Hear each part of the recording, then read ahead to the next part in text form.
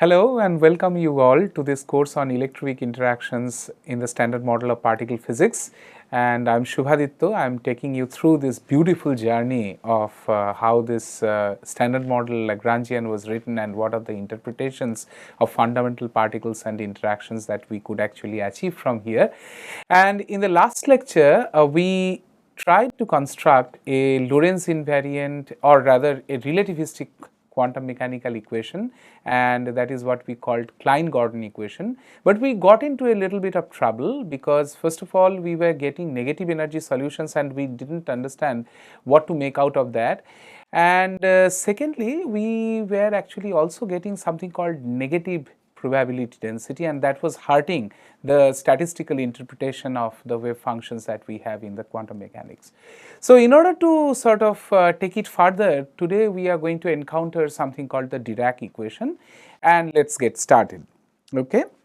So, it was in 1930s that Dirac actually proposed, or rather tried to write a linear equation in terms of energy, because see, ultimately we encountered this fact that E square equal to P square plus M square was essentially the cause, a relativistic energy momentum relation, which was giving birth to this negative energy solution that E equal to plus minus of square root of P square plus M square. And so therefore, it was thought that if we could somehow try to write a linear relation between energy and momentum, that might sort of address this issue of negative energy solutions that we were getting. So, in order to do that, what Dirac did, that Dirac wrote an equation of the form like E operator acting on psi xt, which is equal to alpha dot p plus beta m psi xt. Okay. So, this was his way of writing it. Now, what is alpha, what is beta, we do not know, and that is exactly what we need to find it out. And what is, however, E and P in quantum mechanics, the operator forms are known, right. So, for example, E is, in the units of h cross equal to c equal to 1, or the natural units, E is equal to I del del t, and what was P operator? P operator is minus I gradient, correct. So, with these two inputs, what we can do, that we can expand this above equation and write I del psi del t is equal to minus I alpha x del del x, right, minus alpha y del del y minus I alpha z del del z plus beta m psi. Okay. And this alpha vector is of course having three components like alpha x, alpha y and alpha z. Alright.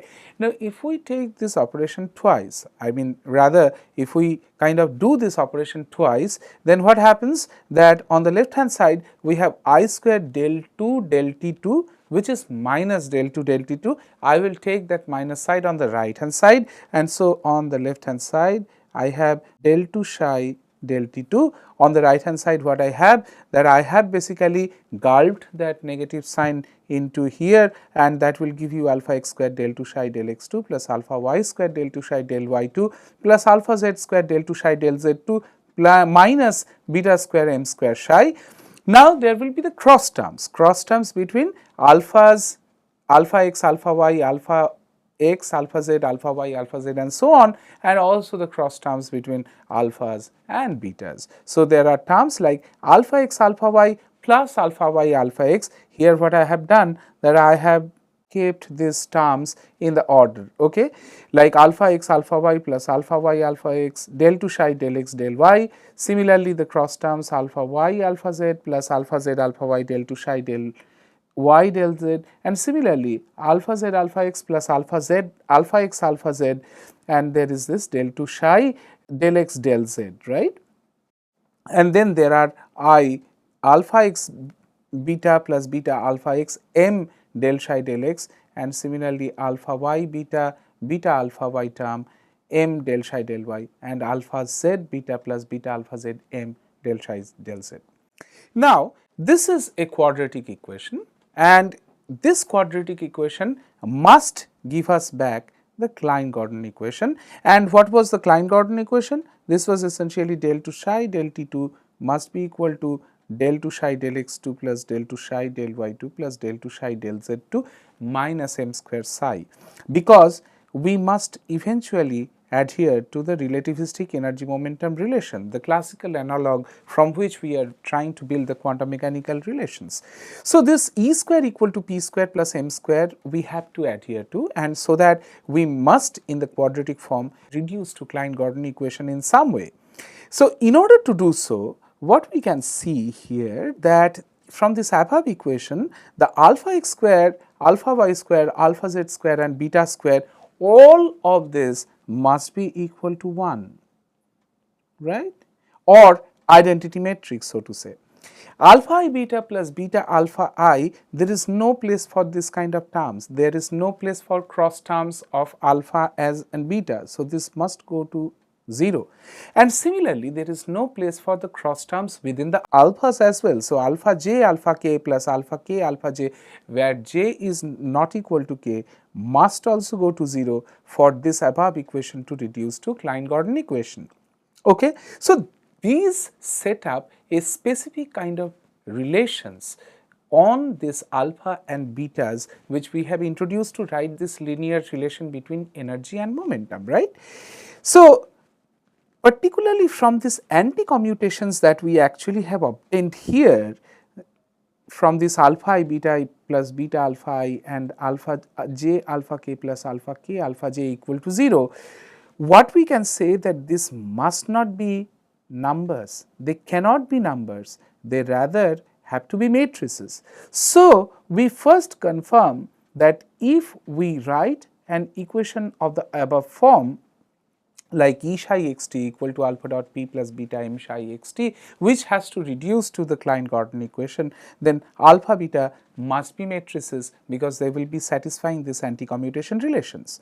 Now, let us also see some other interesting properties which are popping up, like say for example, if I want to do trace of alpha I, what I can do that trace of alpha I into beta square, because we know that beta square has to be equal to 1, I can multiply beta square here, and then just because of the fact that trace of ABC equal to trace of BCA, I can say that I can bring one of the betas on this side, and trace of alpha I beta beta will be trace of beta alpha I into beta, correct.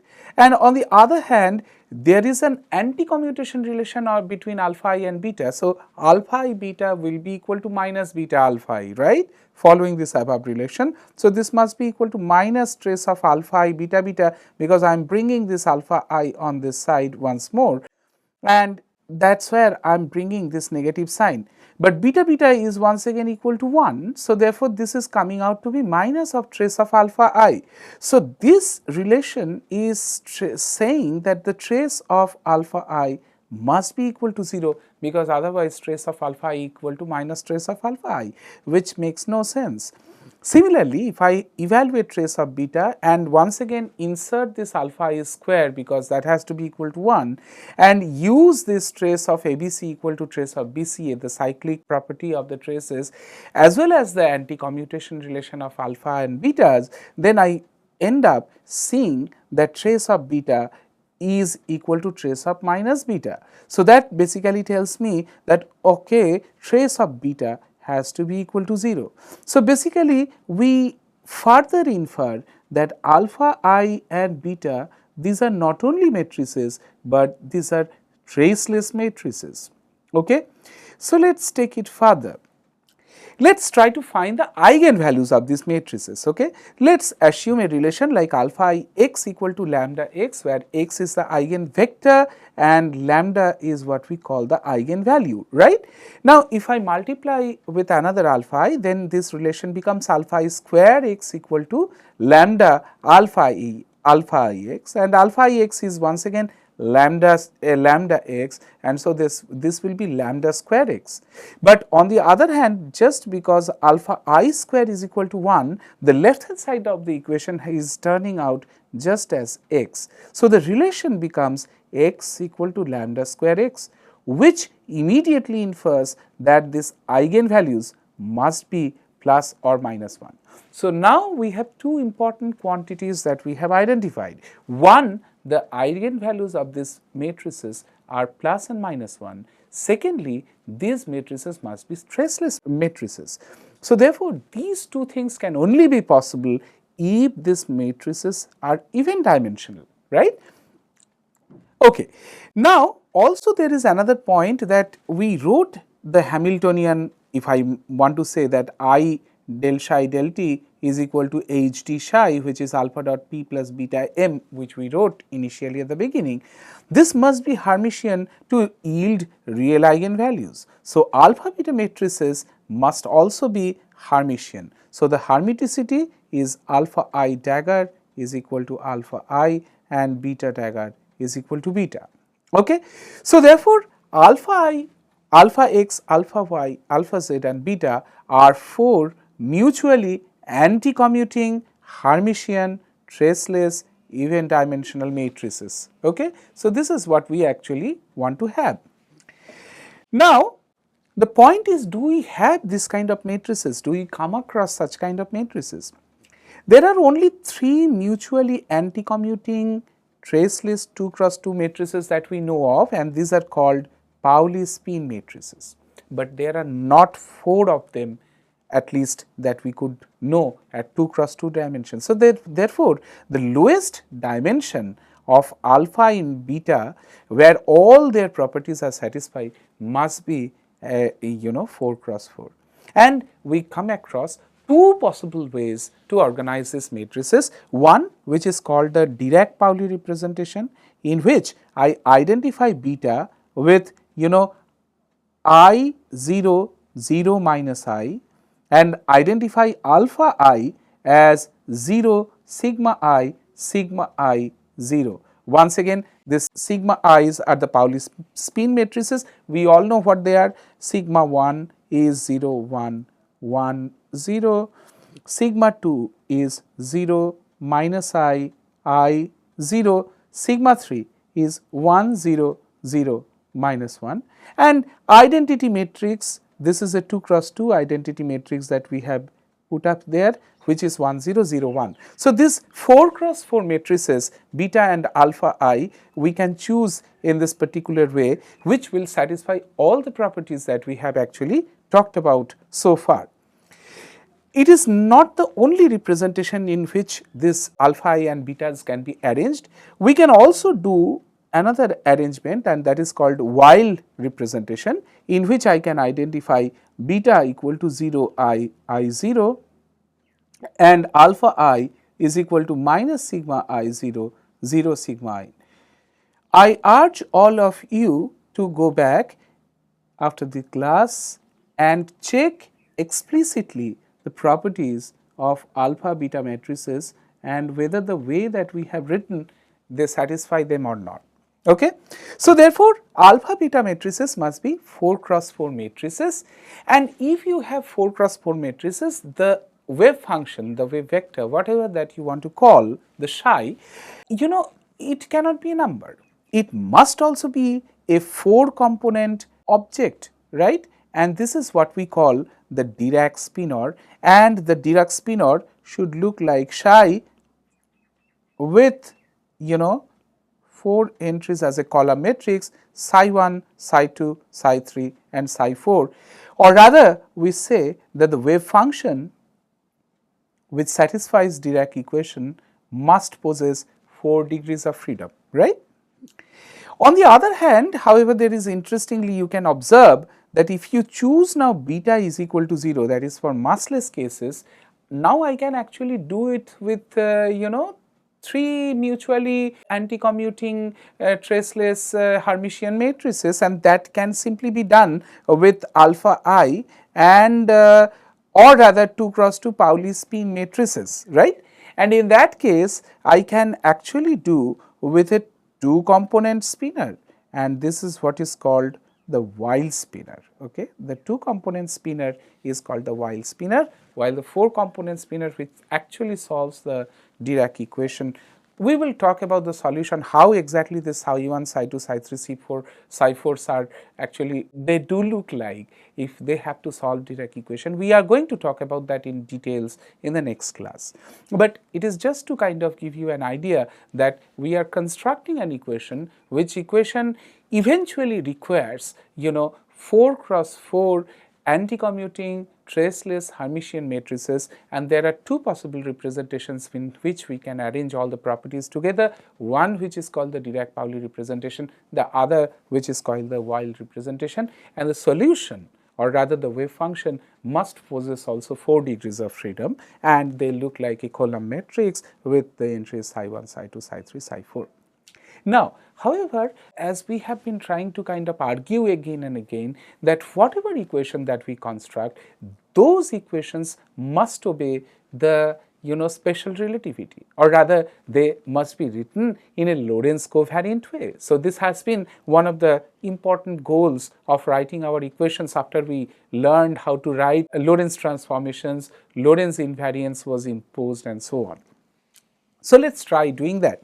So, let us rewrite once again the Dirac equation, which is I alpha x del psi del x plus I alpha y del psi del y plus I alpha z del psi del z plus I del psi del t minus beta m psi equal to 0. I have brought everything on one side. Okay.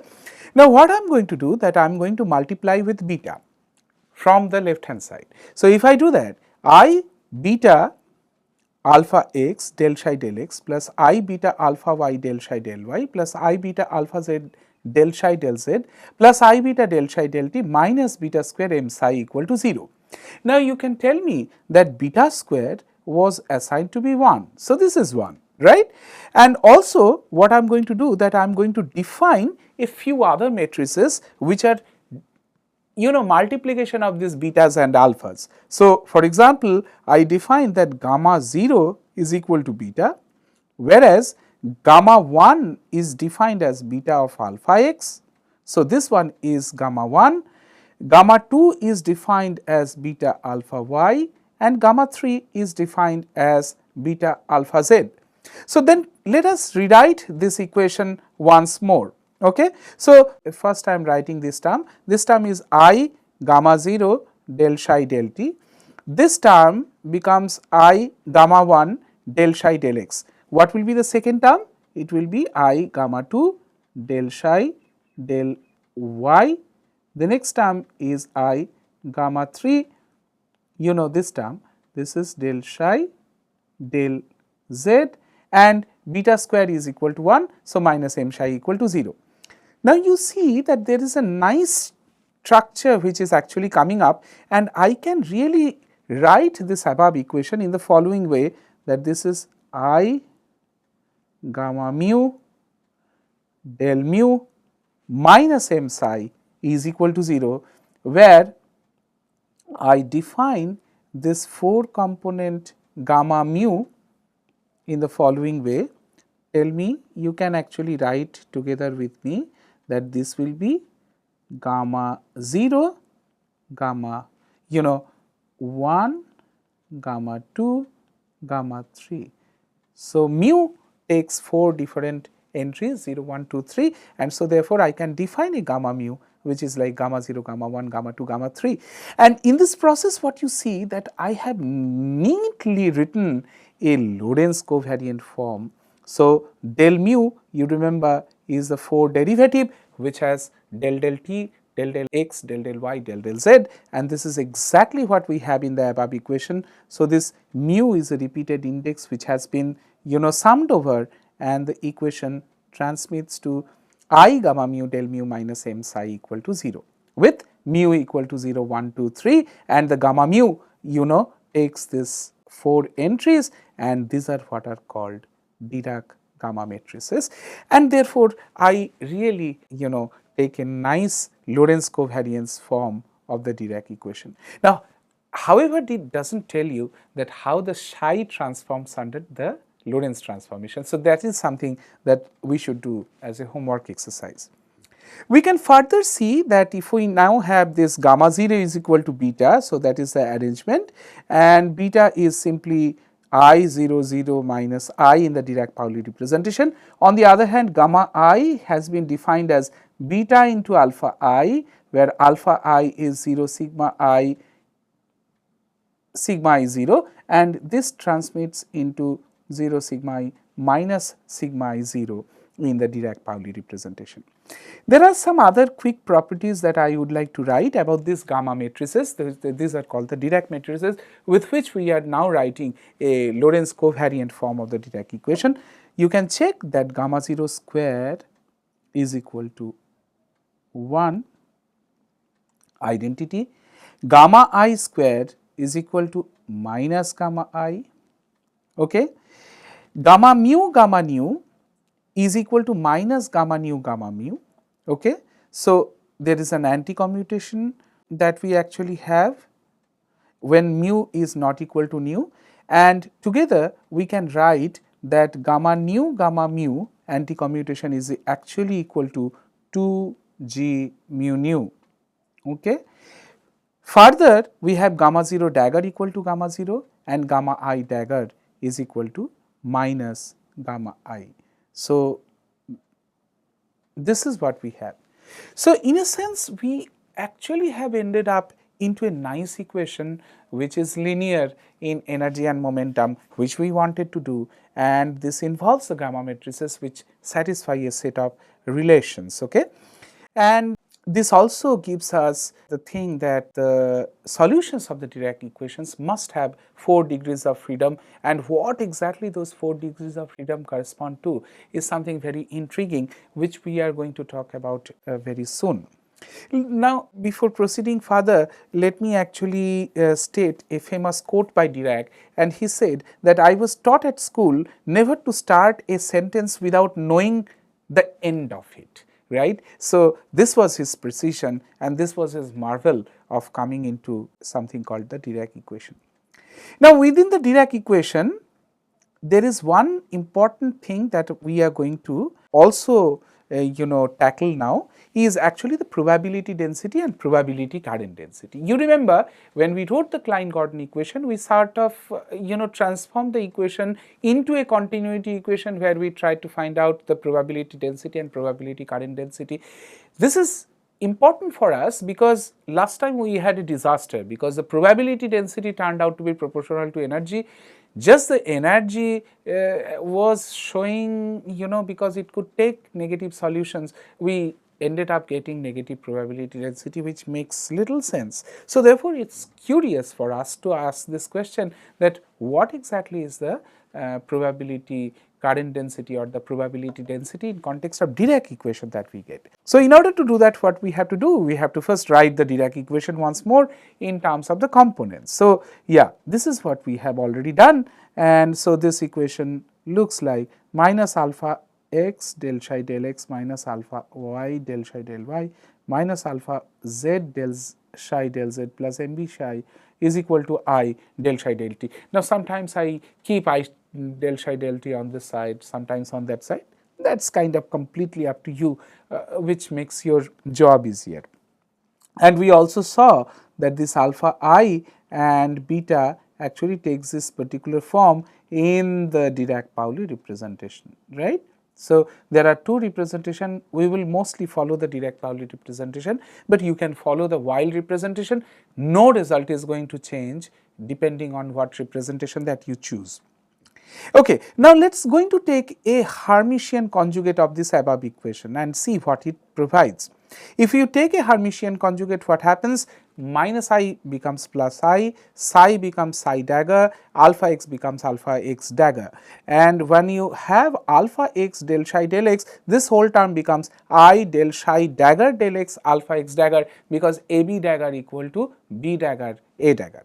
Similarly, for the other terms, okay. So, other terms will be essentially coming in that form, and also on the right hand side we have minus I del psi dagger del t. Now, what I am going to do, that I am going to take this Hermitian conjugate of this equation. I am going to first take the original equation, multiply a psi dagger from the left hand side, and then I am going to subtract this Hermitian conjugate of this equation, multiply with a psi from on the right hand side of this equation. So, what I am going to do, that I am going to take a psi dagger of this, and then I am going to operate this one with a psi on it, and then do subtract. So, if I do that, what happens? Psi dagger. So, this is what you see. The first term is psi dagger minus I alpha x del psi del x minus alpha y del psi del y, and etc. And then I have this minus of this term multiplied with this psi, and so on. And on the right hand side, I have essentially I psi dagger del psi del t plus I del psi dagger del t psi. Now, remember that all these matrices are Hermitian, that is alpha x dagger equal to alpha x, alpha z dagger equal to alpha z, and so on and so forth. And then you see that basically we have two kind of terms, like psi dagger alpha x del psi plus del psi dagger del x alpha x psi, and when you put them together, this looks like del del x of psi dagger alpha x psi. And on the right hand side, you see a term like psi dagger del psi del t plus del psi dagger del t psi, which is nothing but del del t of psi dagger psi. So, therefore, what we get? We get del del x of psi dagger alpha x psi, del del y of psi dagger alpha y psi, del del z of psi dagger alpha z psi, and that will be equal to minus del del t of psi dagger psi.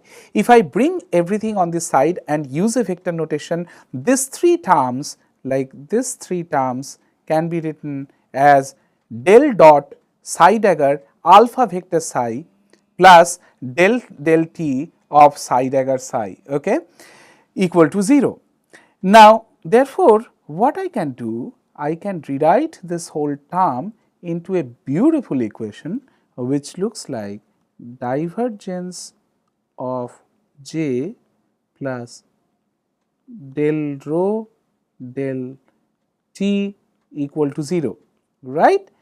And we have absolutely no doubt in identifying that this is nothing but the continuity equation, continuity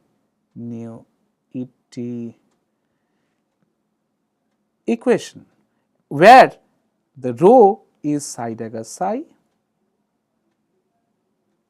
and the j is psi dagger alpha psi.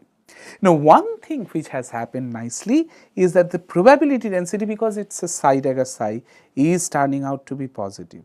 Okay? So, the issue that we had was negative probability density could be avoided, in case of a Dirac equation. I can also construct a 4 current out of this rho and j, similar that I did before, and I can write that these components are psi dagger psi with psi dagger alpha psi. Now, I am going to use another property, which is to this alpha I can write as beta square alpha I, okay, and then this alpha I is there in the second term in the bracket, and then this beta square alpha I can be written as beta into beta alpha I, and beta is gamma 0 and beta alpha I is nothing but gamma I, okay. And once again beta square equal to 1, and that is basically beta equal to gamma 0. So, this gamma 0 square equal to 1, that is something that we have already adopted and identified. So, what I can do, that I can insert one gamma 0 square between the psi dagger psi, and I can also insert or rewrite this alpha I to be gamma 0 gamma I, okay. So, this term therefore looks like psi dagger gamma 0 gamma mu psi, where gamma mu is the set of gamma 0 and gamma I, as we just confronted before. So, therefore, with this identification that psi bar can be defined as psi dagger gamma 0, which is called the adjoint spinor, I can write this j mu as psi bar gamma mu psi, or in that way I can rewrite the continuity equation del rho del t plus divergence of j equal to 0 into a beautiful Lorentz covariant equation like del mu J mu equal to 0, where J mu is nothing but psi bar gamma mu psi. So, this is the 4 current that we could construct out of the Dirac equation. So, I think we are going to stop here today, and we are going to take up few interpretations of Dirac equations and the solution of Dirac equation in the next class. Okay? So, stay tuned. Thank you very much.